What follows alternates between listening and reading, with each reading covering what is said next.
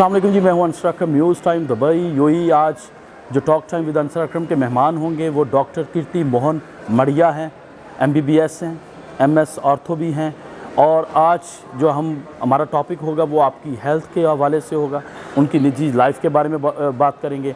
और यहाँ पर एक नया लाइफ मेडिकल सेंटर जो बना है उसकी जो तमाम मैनेजमेंट है, आज उनसे आपको रूबरू करवाएंगे। हमारा मकसद है कि आप लोगों तक जो हमारी इन्फॉर्मेशन है वो मेडिकली हेल्थ के हवाले से भी पहुंचे। और हम बहुत सारे कंटेंट पे काम करते हैं। आज आपको बहुत मज़ा आने वाला है। जो ये टॉपिक होगा वो हेल्थ पे होगा और किस किस प्रोसेस में स्पेशल आर्थोपैडिक के जो पेशेंट्स होते हैं, जो आर्थो पेशेंट्स होते हैं, उनके लिए क्या क्रिटिकल प्रॉब्लम्स आती हैं, उस पर भी बात होगी। तो आएँ डॉक्टर साहब से बात करते हैं और आज आप जुड़े रहें और मज़ा आने वाला है।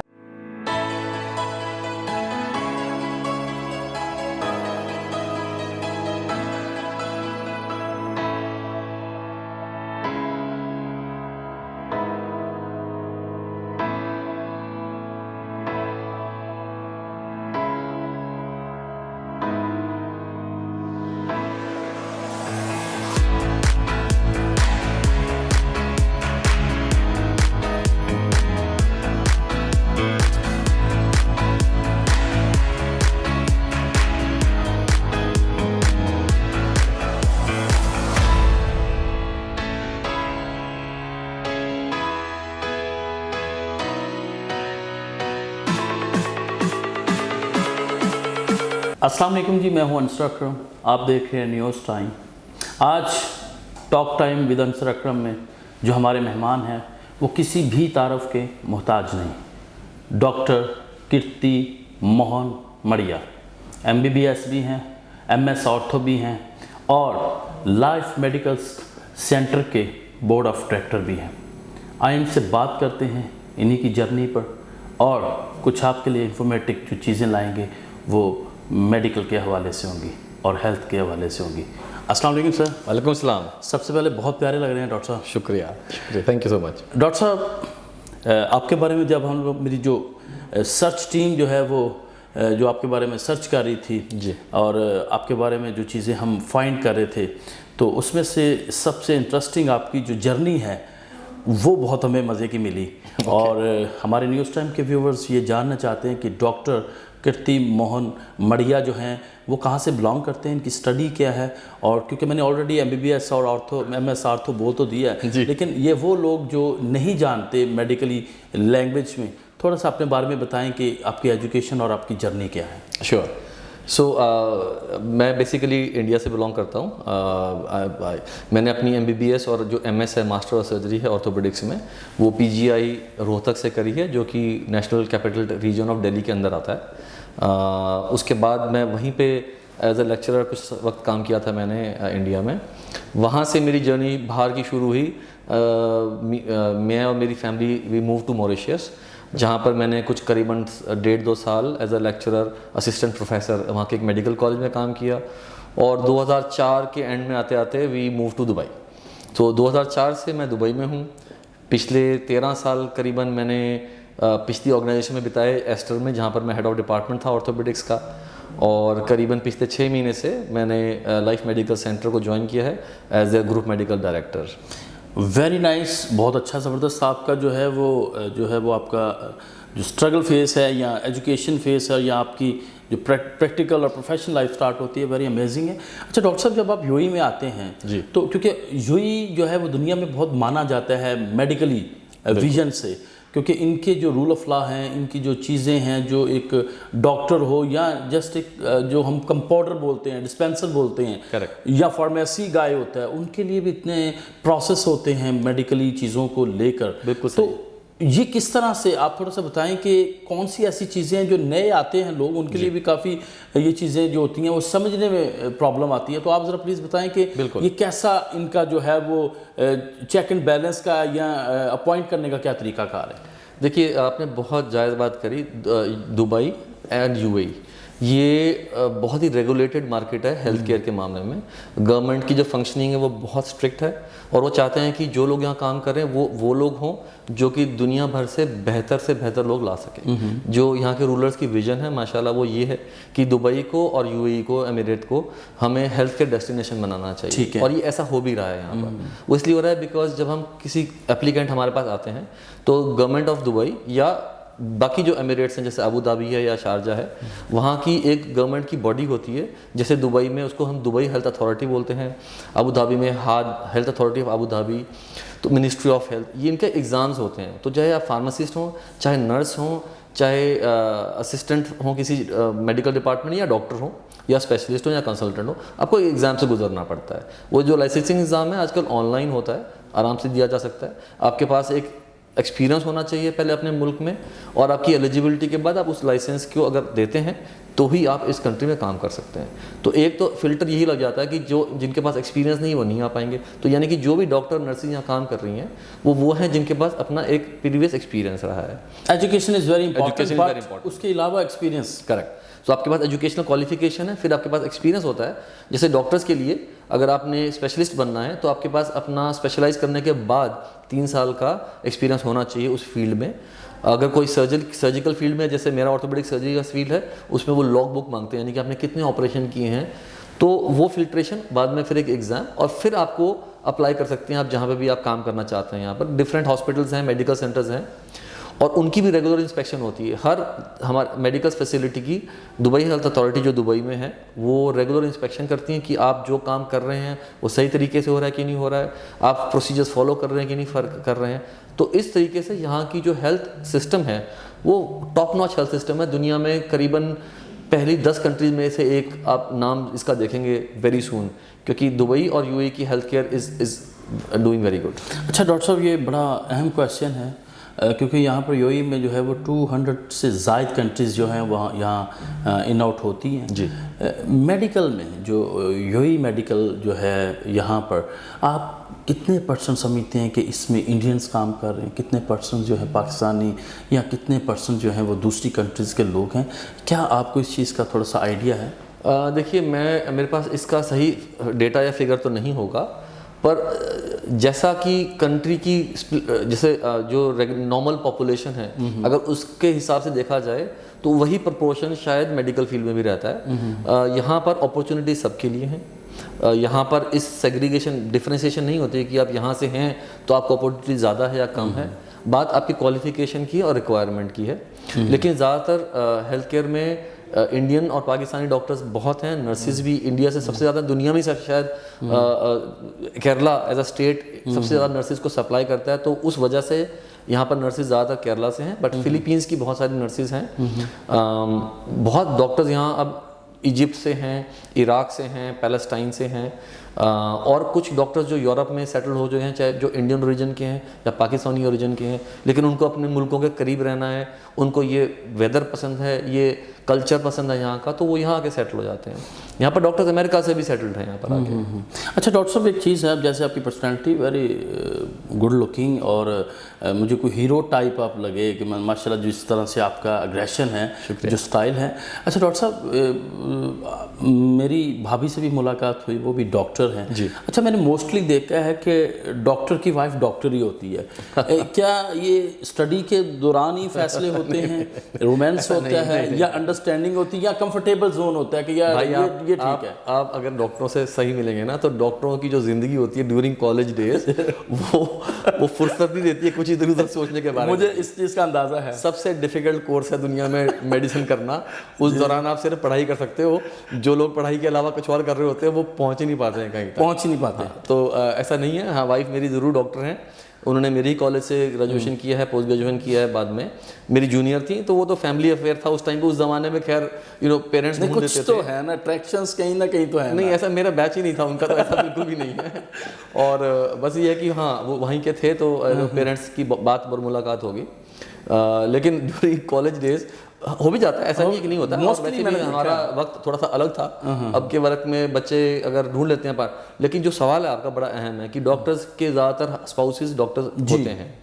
देखिए उसकी एक वजह ये होती है कि मेडिकल फील्ड थोड़ा सा टेढ़ा फील्ड है, आपका कोई टाइम नहीं है। मेरी ज़िंदगी में जो पिछले 20-25 साल का करियर रहा है उसमें खुद के लिए वक्त निकालना तकरीबन नामुमकिन होता है, क्योंकि आपको किसी भी वक्त कॉल आती है, पेशेंट आपको कभी भी, ऐसा ही है। अगर आपकी स्पाउस चाहे हस्बैंड हो चाहे वाइफ डॉक्टर हो और उनका हस्बैंड नॉन मेडिक हो, उनको थोड़ा सा अंडरस्टैंडिंग में मसला ज़रूर रहता है कि आप कभी अवेलेबल ही नहीं हो या आपको कभी भी कॉल आ जाती है, आप हॉस्पिटल में हो, आपकी इमरजेंसी, आपको जाना पड़ेगा। तो over a period of time ऐसा लगता है लोगों को कि शायद कंपैटिबिलिटी ज़्यादा बेहतर रहती है अगर हस्बैंड वाइफ दोनों एक ही फील्ड पे हो। मेडिसिन में थोड़ा सा ये मसला है, समझ ये एक कंफर्टेबल जोन है जिसमें अंडरस्टैंड है, क्योंकि आप दूसरे की जो प्रॉब्लम्स हैं उनको समझ सकते हो। अच्छा डॉक्टर साहब, इससे पहले आप एस्टर में काम करते रहे हैं और आपने अपने, जब मैंने आपकी जर्नी पे बात की, अच्छा एक चीज़ मुझे बताएं कि एस्टर से जब आपको, क्योंकि एस्टर भी काफ़ी वेल नोन अदारा है जी, जब आपको लाइफ मेडिकल में आपको अपॉर्चुनिटी मिलती है तो कौन सी चीज़ों को आपने टेक्निकली देखा कि वहाँ पे क्या बेहतर है, यहाँ पे क्या चीज़ थी, मैं वहाँ जाके क्या चीज़ को इम्प्लीमेंट कर सकता हूँ, न्याय ला सकता हूँ? पहले तो शुक्रिया इस सवाल को पूछने के लिए, it's a very valid question. Aster में मेरी जर्नी 13 साल की थी और बहुत अच्छी जर्नी थी, बहुत ही खूबसूरत वक्त देखा है वहाँ पर। देखिए कभी कभी क्या होता है कि आप के लिए सब कुछ अच्छा है, जो ऑर्गेनाइजेशन रही है मेरे लिए बहुत अच्छी थी, मेरे को बहुत प्यार मिला वहाँ की लीडरशिप से भी और वहाँ के स्टाफ से भी, पेशेंट्स को हमने बहुत ध्यान रखा वहाँ एंड बहुत अच्छी प्रैक्टिस बिल्डअप करी और वी वर डूइंग ग्रेट। ऐसा नहीं है कि मुझे कोई मसला था तो मैं निकला, ऐसा होता है कभी कभी आप एक ही चीज़ करते करते सोचते हो कि यार कुछ और नया किया जाए, और लाइफ में ऐसा हुआ कि this is life pharmacy group. Life pharmacy जो है वो यूएई की सबसे बड़ी फार्मेसी चेन है। अच्छा। हमारे पास तकरीबन 350 फार्मेसी हैं यूएई में। 350 फार्मेसी हैं आपके पास? सबसे बिगेस्ट ग्रुप है फार्मेसीज का यूएई के अंदर। अच्छा। और अभी हमारी कुछ करीबन 50 फार्मेसी और ऐड होंगी इंशाल्लाह अगले 3-4 महीनों में। तो we will be around 400 pharmacies. और हमारा नया प्रोजेक्ट हम लॉन्च कर रहे थे जो मेडिकल सेंटर्स और क्लिनिक्स को खोलने की तरफ था। ठीक है। तो उसके तहत मैंने as a group medical director join किया ताकि मैं अपना जो प्रीवियस एक्सपीरियंस है जो ज़िंदगी का, जो पेशेंट केयर का, उसको और कैसे बेहतर किया जा सके, वो उसकी सजेशंस को लेके मैं यहाँ आया कि हम जो पेशेंट्स की प्रॉब्लम हम डे टू डे लाइफ में देखते हैं या महसूस करते हैं कि कुछ ऐसा फ़र्क किया जाए जिससे पेशेंट्स की जर्नी जो हेल्थ केयर के अंदर होती है किसी क्लिनिक में, हॉस्पिटल में, वो और बेहतर हो सके। तो आजकल ट्रेंड ये हो गया कि पेशेंट्स को सिर्फ इलाज नहीं चाहिए, उनको एक टोटल एक्सपीरियंस चाहिए। तो इलाज तो डॉक्टर कर सकता है, उसका रोल अभी 25-30% रह गया है। 70% है कि आपको कैसे बुलाया गया, आपकी अपॉइंटमेंट कैसी रही, क्या वो आराम से हो गया आपका काम, आपको ग्रीट कैसे किया गया, आपकी सर्विस कैसी रही, आपको कितना वेटिंग टाइम था। हमारे यहाँ पर जो मेडिकल सेंटर्स या हॉस्पिटल बिजी हैं उनमें पेशेंट को सबसे बड़ा मसला ये होता है कि यार डॉक्टर से मिलने में टाइम बहुत लगता है। तो हमने उस चीज़ों पर वर्क किया कि हम जब ये सेटअप करें तो उसमें पेशेंट को बिल्कुल परेशानी ना, तो टोटल एक्सपीरियंस वो इतना अच्छा लेके जाएं कि उनको ये लगे ही नहीं कि हम किसी हॉस्पिटल में या क्लिनिक में होके गए हैं, उनको लगे कि हम किसी वेलनेस सेंटर में होके आए हैं और वहाँ पर अपनी फिजिकल बीमारी भी ठीक करके आए और ज़हनी तौर पे भी हम अच्छे ही होके आए। अच्छा डॉक्टर साहब, ये ह्यूमन राइट्स की बात करता हूँ मैं, और वो लोग जो आम हैं या ख़ास हैं उनका एक विज़न बन चुका है अबाउट डॉक्टर। मुझे एक चीज़ बताएं कि डॉक्टर के लिए, क्योंकि जब डॉक्टर से बात करते हैं तो वो कहते हैं हम एज ए प्रोफेशनल चीज़ों को देख रहे होते हैं जी। हम एज ए, अगर हम वो चीज़ें करनी शुरू कर दें कि पेशेंट का वो दर्द भी अपना दर्द ले लें तो वो पेशेंट ठीक नहीं हो सकता। मुझे एक चीज़ बताएं कि डॉक्टर जो हमारे हैं कितने कमर्शियल हैं, कितना कमर्शियल, वो सिर्फ देखते हैं कमर्शियल थॉट्स को देखते हैं, एक एज ए ह्यूमन वो चीज़ को इतना फील नहीं करते। वो कहते हैं इट्स ओके भाई, तुम्हारे पास है, दो नहीं है तो वो दूसरे हॉस्पिटल में चले जाओ। ये कितना जेन्युइन ये एलिमेंट्स हैं डॉक्टर्स में? देखिए सवाल बड़ा मुश्किल पूछा आपने मुझसे और इसका सही जवाब देना शायद मुश्किल होगा, फिर भी कोशिश करता हूँ। आप सिर्फ मेडिकल प्रोफेशन को नहीं देखें, आप किसी भी प्रोफेशन को देखिए, किसी भी इंडस्ट्री को देखिए, उसमें हर तरह के लोग होते हैं, राइट? ऐसा ही हेल्थ केयर है। देखिए आप हेल्थ केयर में एक डिफरेंस है, आप चाहे दूसरी साइड से खड़े होकर कितना भी ये सोचें कि ये कमर्शियल वजह से चीज़ें करी जा रही हैं, लेकिन अगर आप ये चीज़ देखें कि हर डॉक्टर का अल्टीमेट जो खुशी है उसको एक ही चीज़ से मिल सकती है, वो ये कि मेरे पास जो मरीज आया था वो ठीक हो गया जी। वो ये खुशी में तो नहीं आ सकता कि भाई मेरे पास मरीज आया, उससे मैंने पैसे तो बहुत लिए लेकिन फिर वो ठीक नहीं हुआ, उस चीज़ में से आपको कभी खुशी नहीं मिल सकती। तो एम तो क्लियर है कि मरीज ठीक होना चाहिए। आज आप अच्छे होके जाते हैं मेरे हाथ से, तो कल आप मेरे पास और 5 पेशेंट भेजेंगे। डॉक्टर साहब, ये एक अलग चीज़ है जी, थॉट्स जो हैं लोगों की जो एक फिक्स होगी उसके बारे में बताता हूँ मैं। उसकी जो परसेप्शन इसलिए बनती है क्योंकि ये परसेप्शन एक्चुअली सिर्फ सब कॉन्टिनेंट में है। इंडिया, पाकिस्तान, बांग्लादेश, श्रीलंका या 2-4 कंट्रीज आसपास की, ये परसेप्शन ज़्यादातर वहाँ है। आप मेरी बात बिल्कुल ध्यान से सुनिए, और मैं चाहूँगा कि आपके जो ऑडियंस हैं, जो देखने वाले हैं, वो अपने उन रिश्तेदारों से डिस्कस करें इस बारे में जो कनाडा में रहते हैं, जो अमेरिका में रहते हैं, जो यूरोप में रहते हैं। अच्छा। आपको पता लगा कि वहाँ वो लोग डॉक्टर्स को किस नज़रिए से देखते हैं। अगर आपको एक स्पेशलिस्ट से मिलना है इंडिया में या पाकिस्तान में, आप सुबह अपॉइंटमेंट बुक करेंगे, आपको कल की अपॉइंटमेंट, आज की अपॉइंटमेंट मिल जाएगी जी। आप ब्रिटेन में रहते हैं, अगर आप यूके में रहते हैं, इंग्लैंड में रहते हैं, आप वहाँ पर स्पेशलिस्ट को मिलने के लिए 1.5 महीना लगा दोगे, आपको स्पेशलिस्ट से अपॉइंटमेंट नहीं मिलेगी। अच्छा। अगर आपको एक MRI कराना है, हमारे मरीज चाहते हैं कि मेरा MRI अगले 3 घंटे में हो जाए और रिपोर्ट मिल जाए। डेफिनेटली, जितना हमारा पाकिस्तान इंडिया का मेडिकल तेज है। आपको अगर एक MRI कराना है लंदन में, अगर गवर्नमेंट के थ्रू कराना है, तो आपको 3 महीने की वेटिंग लिस्ट है एक MRI करने के लिए। और उसकी रिपोर्ट आपको 5 दिन के बाद मिल जाएगी, तो भी आपको बहुत खुशी होगी। अच्छा। हमारे पास कितने लोग यहाँ आते हैं जो कि छुट्टियों में दुबई आ रहे हैं, जो दुबई के लोग कनाडा में सेटल हो गए हैं, या यहाँ से उनके बच्चे वहाँ पढ़ रहे हैं, और मेडिकल यहाँ आके सारा ट्रीटमेंट यहाँ करा के जाते हैं, क्योंकि उनको ट्रीटमेंट अच्छा मिलता है, जल्दी मिलता है। और सिर्फ यहाँ नहीं, जैसे हम अपनी कंट्रीज की बात करें तो इंडिया, पाकिस्तान में बहुत स्पेशलाइज्ड डॉक्टर्स हैं। आई नो कि कुछ हॉस्पिटल्स, हमारे कुछ डॉक्टर्स हैं जो पाकिस्तान में, जिनके साथ मैं पहले काम कर चुका हूँ, बहुत ही ट्रेन डॉक्टर्स हैं। और वहाँ की जो हेल्थ केयर है, वो परसेप्शन ऐसी बन गई है क्योंकि लोगों को आदत ये थी पहले कि हेल्थ केयर फ्री होनी चाहिए। उसकी जो बिना है ना, वो ये है कि लोगों को लगता है कि हेल्थ केयर पे पैसा क्यों लगाया जा रहा है, पर वो काम हॉस्पिटल्स का नहीं है, वो काम गवर्नमेंट का है। अगर गवर्नमेंट आपको हेल्थ केयर फ्री दे रही है, वो गवर्नमेंट कर सकती है। देखिए, जो आदमी एक हॉस्पिटल खोल रहा है, उसने कोई तो इन्वेस्टमेंट करी है ना, वो भी तो एक बिजनेसमैन है, तो वो तो चाहेगा कि भाई मेरा बिजनेस बने। अब डॉक्टर्स जो है वो बीच में फंसते हैं, क्योंकि आप इन्वेस्टमेंट चाहती है कि हमारा रिटर्न आना चाहिए, पेशेंट चाहते हैं कि हमारा आराम आना चाहिए और काम भी रीजनेबल होना चाहिए। तो जो डॉक्टर होता है वो बीच में फंसता है, इसलिए शायद ये परसेप्शन बनी हुई है। लेकिन सब कॉन्टिनेंट में ऐसी परसेप्शन पूरे यूरोप में नहीं है। आप कनाडा में बात करके देखिए, आप even Singapore, Thailand, Japan side में जाइए, ईस्ट में ऐसा नहीं है। जिस तरह आपने डॉक्टर से बताया, वैसे वहाँ तो वो कहते हैं कि पैसे ले लो, शुक्र करो जब हमारी अपॉइंटमेंट हो जाती है। exactly. तो ऐसी जगहों पे वो चीज़ को बड़ी बिल्कुल खुशी से एक्सेप्ट किया जाता है। वहाँ पर आपको इस नज़रिए से बिल्कुल भी नहीं देखा जाता। और जो लोग हमारे मुल्कों से निकल के बाहर जाके फिर वापस आते हैं ना, फिर वो समझ जाते हैं कि ये जो परसेप्शन बन रही है वो गलत बन रही है। अच्छा डॉक्टर साहब, अब आ जाते हैं कि आपकी स्पेशलाइजेशन पे, क्योंकि आप आर्थोपेडिक, जो मैंने अभी MS आर्थो बोला है, वो सिंपल ज़ुबान में हमें, क्योंकि सब आम लोगों को ये पता चलता है कि वो आर्थोपेडिक है। करेक्ट। तो आर्थोपेडिक में एक मुझे बताएं कि आप स्पेशलिस्ट हैं जी। बहुत क्रिटिकल है, बॉडीज़ में जितनी हड्डियाँ होती हैं उनको, आप बोन्स को, तमाम चीज़ों को आप समझते हैं। करेक्ट। अच्छा, मोस्टली जो लोगों को है वो स्पोर्ट्स इंजरी बहुत होती है, ये ज़रा थोड़ा सा बताएं। और वेरी इंपॉर्टेंट क्वेश्चन इसके बाद मैं करूँगा, स्पोर्ट्स इंजरी क्या होती है, एज ए आर्थो आप क्या कहते हैं? सो देखिए, पहले हम ये कहते थे कि जी आप रेगुलर एक्सरसाइज करें तो आप हेल्दी रहेंगे, जो बिल्कुल जायज़ बात है। हम हर एक को ऐसा कहते हैं कि किसी भी एज में हो आपको रेगुलर एक्सरसाइज और फिटनेस करनी चाहिए। लेकिन जब आप एक्सरसाइज और फिटनेस कर रहे हैं और आपकी बॉडी तैयार नहीं है उस चीज़ के लिए, तो आपको इंजरीज भी होंगी जी। अब आप मैदान में खेलेंगे, फुटबॉल खेलेंगे तो चोटें भी लगेंगी। तो उसके लिए हम सजेस्ट ये करते हैं सबको कि अगर आपको स्पोर्ट्स इंजरी से बचना है तो your body should be prepared. जो लोग बिल्कुल एक्सरसाइज नहीं करते हैं, उनको ग्रेजुअली अपनी एक्सरसाइज बिल्ड करनी चाहिए। ये नहीं कि आज आप कुछ भी नहीं कर रहे हैं और अचानक से आप जाके 2-3 घंटे के लिए जिम में टाइम स्पेंड कर रहे हैं, या अचानक से आप 2 घंटे के लिए फुटबॉल खेलने चले गए। हम चाहते हैं कि लोग ग्रेजुअली बिल्डअप करें, धीरे धीरे एक्सरसाइज करें, हफ्ता दर हफ्ता उसको इम्प्रूव करें, अपने स्टेमिना को भी, अपनी बॉडी की मसल स्ट्रेंथ को भी, ताकि जब आप फील्ड में जाएं तो आपको वो इंजरीज ना हो जो एक्सपेक्टेड होती हैं किसी भी स्पोर्ट में। सबसे इंपॉर्टेंट है इसमें जिम में लोग जो वेट ट्रेनिंग कर रहे हैं, अगर वो सही गाइडेंस में नहीं कर रहे हैं तो उनको स्लिप डिस्क के चांसेस बहुत ज़्यादा हाई होते हैं, स्पेशली जब आप डेड लिफ्ट या फ्री वेट्स करते हैं। अच्छा।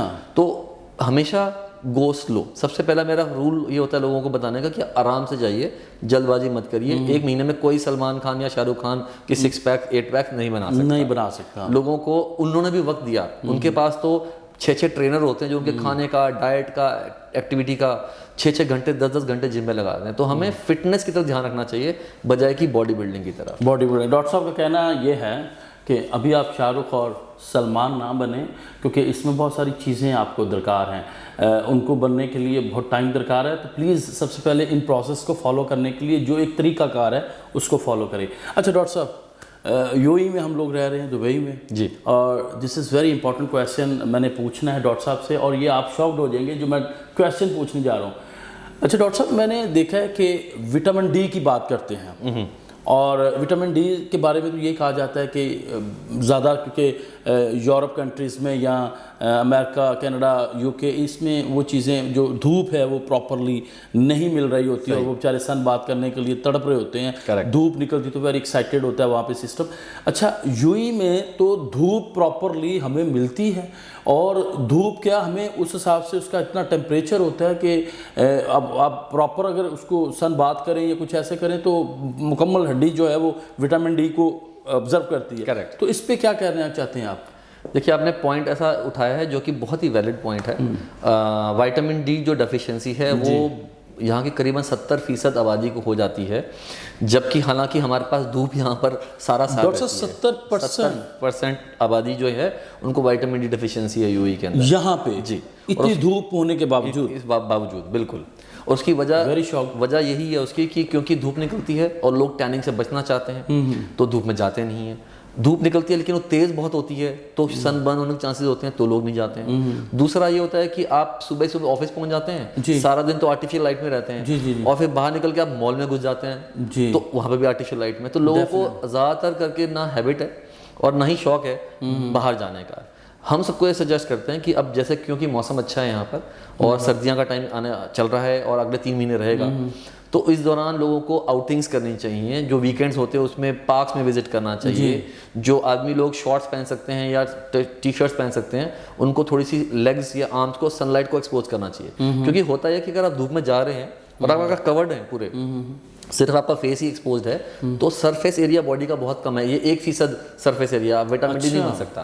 तो सरफेस एरिया, इसलिए जो अंग्रेज होते हैं वो गर्मियों में जो बीच पे जाते हैं, टैनिंग हमें लगता है कि भाई वो वहाँ जाके लेट जाते हैं। उसकी वजह ये रही है कि 300-400 साल पहले ही जब ये कॉन्सेप्ट शुरू हुआ लोगों का, उनको लगा कि जो लोग धूप सेकते हैं गर्मियों में वहां पर, उनकी सर्दियां ठीक से निकल जाती हैं, क्योंकि जो विटामिन डी डेफिशिएंसी है, विटामिन डी स्टोर होता है हमारी बॉडी में। तो अगर आप गर्मियों में अच्छे से सन टैनिंग लेते हैं तो उसका इफेक्ट सर्दियों तक लास्ट करता है। अच्छा। अदरवाइज लोगों को डिप्रेशन बहुत कॉमन है विटामिन डी डेफिशिएंसी से, हेयर लॉस बहुत कॉमन है, बोन्स और जॉइंट्स के ऊपर तो फर्क पड़ता ही है उसका। फर्क पड़ता है। तो यहाँ पर वजह ये रहती है, इसलिए यहाँ पर बहुत कॉमन है कि जब हम किसी को देखते हैं कि वो जनरली फील कर रहे हैं कि कमजोरी है, सही नहीं फील हो रहा है, इसी वजह से हम जो है वो 50+ के बाद जाके हमें फील, ये जोड़ हिलने, दर्द, ये वो सब, गोरों में ये चीज़ नहीं होती ज़्यादा। तो एक तो उनका फिटनेस का लेवल पहले से अच्छा रहता है, वो लोग बचपन से ही फिजिकली एक्टिव हैं। हमारे यहाँ यूजुअली ट्रेंड नहीं था पहले, अब नई जनरेशन कर रही है, माशाल्लाह, अच्छी बात है। एक वजह ये भी है।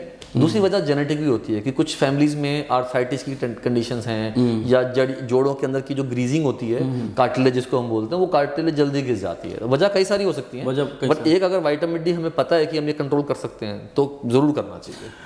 थैंक यू डॉक्टर साहब। मैं ज़रा अपने व्यूवर्स से ज़रा बात कर लूँ। जी, डॉक्टर साहब ने अभी बड़ी ज़बरदस्त जो बात की है वो मेरे लिए भी बड़ी शॉकिंग बात थी कि 70% जो लोग यहाँ पर मुकीम हैं, ये जो लोग रह रहे हैं यहाँ पे, वो तकरीबन विटामिन डी की जो हड्डियाँ जो हैं उनकी वो दर्द की वजह से, वो सिर्फ विटामिन डी की कमी की वजह से है, और उन्होंने रीज़न भी बताया कि हम उसको प्रॉपरली ले नहीं सकते।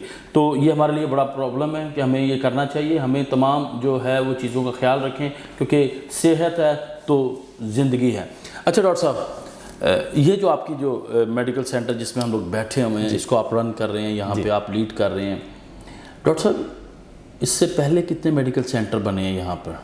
फार्मेसी में तो आपका नाम है जी, आपने अभी बताया कि आपकी जो फ्रेंचाइजीज हैं जो तकरीबन 350 फार्मेसी 350 हैं, 400 के करीब होने जा रही हैं। बिल्कुल। मेडिकल सेंटर की कितनी आपकी वो है, ये ज़रा प्लीज़। तो जहाँ बैठे हैं ये जेवीसी का सर्कल मॉल है, ये हमारा सेकंड मेडिकल सेंटर है। जो पहला है वो डिस्कवरी गार्डन में है, ठीक है। दूसरा ये हमारा खुल चुका है, तीसरा हमारा सिलिकॉन ओएसिस में ऑलरेडी खुल चुका है। यानी अभी आपने ये सिलसिला का स्टार्ट किया हुआ? तो हमारे मेडिकल सेंटर्स करीबन पिछले 3 महीने से बनने शुरू हुए हैं। ये तीसरा मेडिकल सेंटर, जैसे मैंने बोला कि सिलिकॉन ओएसिस में आ चुका है, चौथा मेडिकल सेंटर वर्का में आ चुका है, 5वां अगले हफ्ते इंशाल्लाह हमारा घिसेस में ओपन होगा, और हमारे करीबन 5 और मेडिकल सेंटर आने वाले हैं अगले 3 से 4 महीने में, इंक्लूडिंग एक जो कि दुबई मॉल के अंदर भी आ रहा है। ये पुरानी ऑर्गेनाइजेशन का गुस्सा इधर तो नहीं निकाल रही?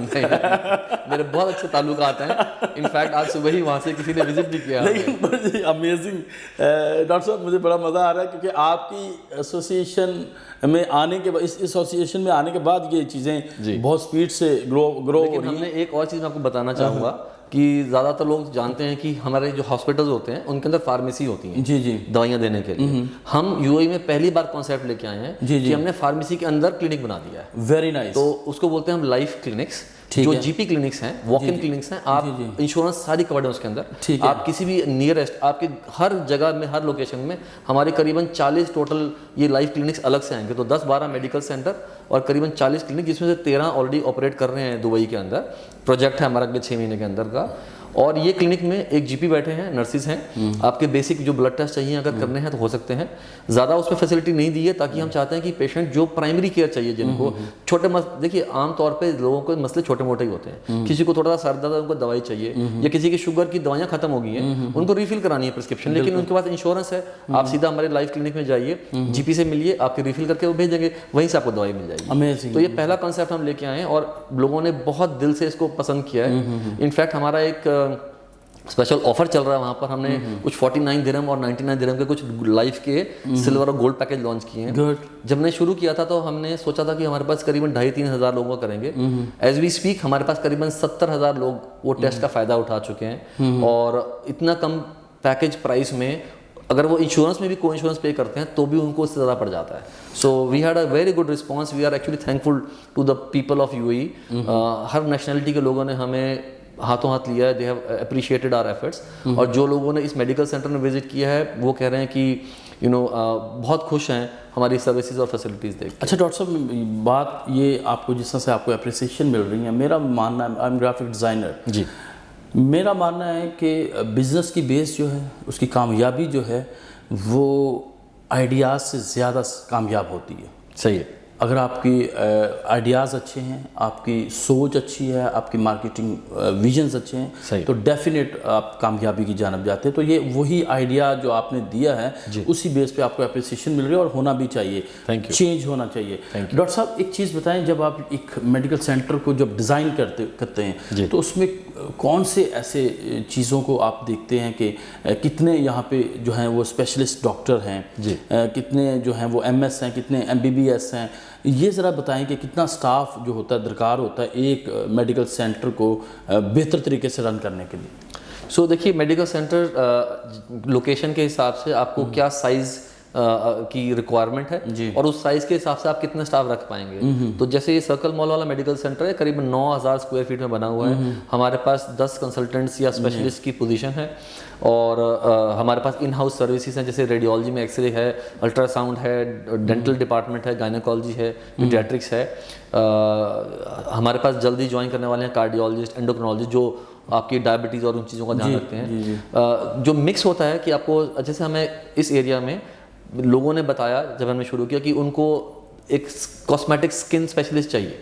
तो दे फील कि हमारे को इस चीज़ की ज़्यादा रिक्वायरमेंट डर्माटोलॉजिस्ट की, तो हम वो हायर कर लेते हैं। तो डिपेंड करता है कि आप किस लोकेशन में, हर लोकेशन की रिक्वायरमेंट थोड़ी थोड़ी अलग होती है। कुछ जगहों पे पेशेंट्स की, जब हम प्रोजेक्ट डिज़ाइन कर रहे होते हैं उसी टाइम पे हमारी मार्केटिंग एक्टिविटी शुरू हो जाती है। तो जस्ट चेक कि लोगों को किस चीज़ की डिमांड ज़्यादा है और उसी तरीके के स्पेशलिस्ट को रखा जाता है। लेकिन आमतौर पे गायनेकोलॉजी लेडीज़ के लिए, पीडियाट्रिशियन बच्चों के लिए, फिजिशियंस जो होते हैं, जनरल मेडिसिन के डॉक्टर जो हैं वो, और फिर डिपेंडिंग ऑन कि ऑर्थोपेडिक डिपार्टमेंट की ज़रूरत है, फिजियोथेरेपी की ज़रूरत है, और साथ में अगर डिपार्टमेंट ऐड करें, जैसे डेंटल डिपार्टमेंट कई जगह पे ज़रूरत ज़्यादा होती है, कई जगह पर आपको लगता है कि यहाँ पर ऑलरेडी इस एरिया में बहुत सारे डेंटिस्ट हैं तो शायद आप ना रखें। तो this is a very common theme on which we play कि जहाँ पर रिक्वायरमेंट है उसी को आप पूरा करें, बजाय कि डॉक्टर साहब ज़बरदस्त है। आपने जो चीज़ बताई वो ये कि अभी सबको जो है वो रिव्यू करना पड़ता है एरिया के हिसाब से। अभी जो मैंने आपके जो हैं वो तमाम जो कंसल्टेंट हैं, जो डॉक्टर्स हैं, उनसे मैंने भी बात भी की है और मैंने विज़िट भी किया है यहाँ का। मुझे बहुत ज़बरदस्त यहाँ का इन्वायरमेंट लगा है और आपने जो प्रॉपर रूल ऑफ लॉ को फॉलो करते हुए एक जो मेडिकल फैसिलिटीज़ होती हैं वो आप प्रोवाइड कर रहे हैं, तो हमारी तरफ से बेस्ट विशेस हैं। शुक्रिया।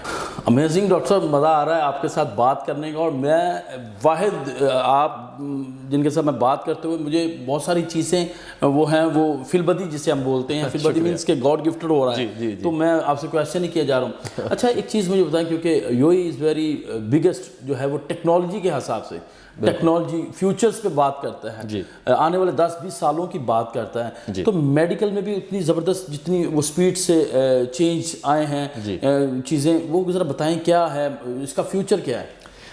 देखिए, हमारा as a country, as a city जहाँ हम रहते हैं, जो यहाँ की लीडरशिप है उनका बहुत फोकस है टेक्नोलॉजी के ऊपर, चाहे वो हेल्थ केयर हो या उससे बाहर की बात हो। अगले आने वाले 10 सालों में टेक्नोलॉजी की बहुत सारी चीज़ें जो हम सोचते थे पहले, वो अब आनी शुरू हो चुकी हैं। मेन फोकस जो गवर्नमेंट का है वो ये है कि आपकी अच्छी क्वालिटी ऑफ लाइफ होनी चाहिए और आप लंबा जी सकें। सो अभी जो गवर्नमेंट ऑफ अबू धाबी ने जो इनिशिएटिव लॉन्च किए हैं वो ये हैं कि आपकी एक अच्छी ज़िंदगी निकले, हेल्दी ज़िंदगी निकले और लंबी ज़िंदगी निकले। तो जो एक एवरेज लाइफ स्पैन होता है इंसान का, वो 100 साल के आसपास का हो जाए, ऐसी प्रोजेक्शन आगे करी जा रही है। लेकिन उस 100 साल में आप बिस्तर पकड़ के नहीं लेटे रहो, आप एक्टिव लाइफस्टाइल जी सकें।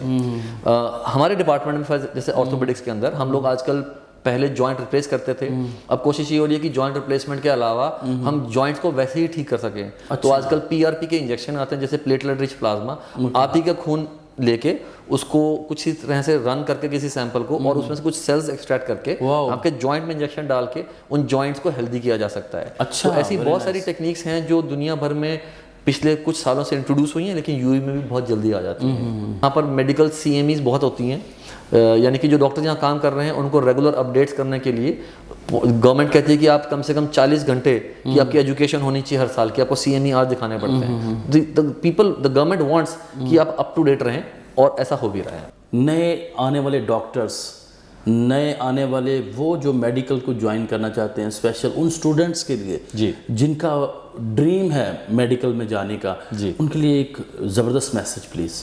तो आपके मैं व्यूअर्स को ये बताना चाहूँगा कि जो बच्चे मेडिकल करियर को आगे लेना चाहते हैं, उनकी जहन में ये बात रहनी बहुत ज़रूरी है कि ये करियर बहुत लंबा करियर होता है, यानी कि इसको शुरुआत करने में ही बहुत अर्सा लग जाता है। अगर आपको एक स्पेशलिस्ट डॉक्टर बनना है तो आपकी ज़िंदगी के करीबन 10 साल उस पढ़ाई में लग जाएंगे, जिसको आप बाद में करके स्पेशलिस्ट बन सकते हैं। प्रोफेशन बहुत अच्छा है, आपको as a doctor, as a nurse अगर अपॉर्चुनिटी मिलती है, as a health care provider, तो आप जितने लोगों को रोज़ ज़िंदगी उनकी टच कर सकते हैं, उनको बेहतर बना सकते हैं, वो अपनी खुशी देती है आपको चीज़। लेकिन उसके लिए मेहनत बहुत करनी पड़ती है और थोड़ा सा पेशेंस, सब्र रखना पड़ता है। ऐसा हो सकता है कि 4 साल में आपके जो दोस्त इंजीनियरिंग में गए वो नौकरीशुदा भी हो जाएंगे, और अब तक अगले और 3 साल तक आप सिर्फ पढ़ाई करते रहेंगे। तो थोड़ा सा वक्त लेना पड़ेगा। जिन बच्चों के अंदर ये जहन में है कि वो इतना वक्त दे सकते हैं, मेरे ख्याल से वो करियर उन्हीं को चूज़ करना चाहिए। लेकिन ये करियर मैं आज भी कहना चाहूँगा कि दुनिया का सबसे बेहतर करियर है। Thank you so much doctor साहब, no problem, most welcome. Akram को टाइम दिया, न्यूज़ टाइम को टाइम, माय प्लेजर। हमारी तरफ से बेस्ट विशेस हैं। So nice of you, thank you so much, thank you so much, thank you so much. जी, ये हमारे साथ थी जी डॉक्टर कीर्ति मोहन मड़िया। आज इनकी आपने बातें सुनी, इनकी एक बहुत ज़बरदस्त मुझे बात लगी कि डॉक्टर जो पेशा है वो बहुत ऑनेस्ट पेशा होता है। उसकी फ़र्स्ट प्रायोरिटी ये है कि इंसानी जान को बचाना। बहुत सारे लोगों का एक सवाल था जो मैंने आज इनसे बड़ी दलेराना अंदाज से किया भी, कि लोग आपको कमर्शियल थॉट्स पे लेते हैं। इनका कहना था कि एक डॉक्टर एज ए इंसान वो अच्छा ही सोचता है, क्योंकि वो ऑर्गेनाइजेशन और पेशेंट के दरमियान एक मुस्बत किरदार अदा कर रहा होता है। उसमें बहुत सारा तल्ख भी सिस्टम हो जाता है, अच्छा भी हो जाता है, लेकिन प्रायोरिटी जान बचाना है। अंसर अकरम फिर ऐसे ही खूबसूरत पर्सनैलिटी के साथ हाज़िर होगा। तब तक के लिए इजाज़त, खुदा हाफिज़।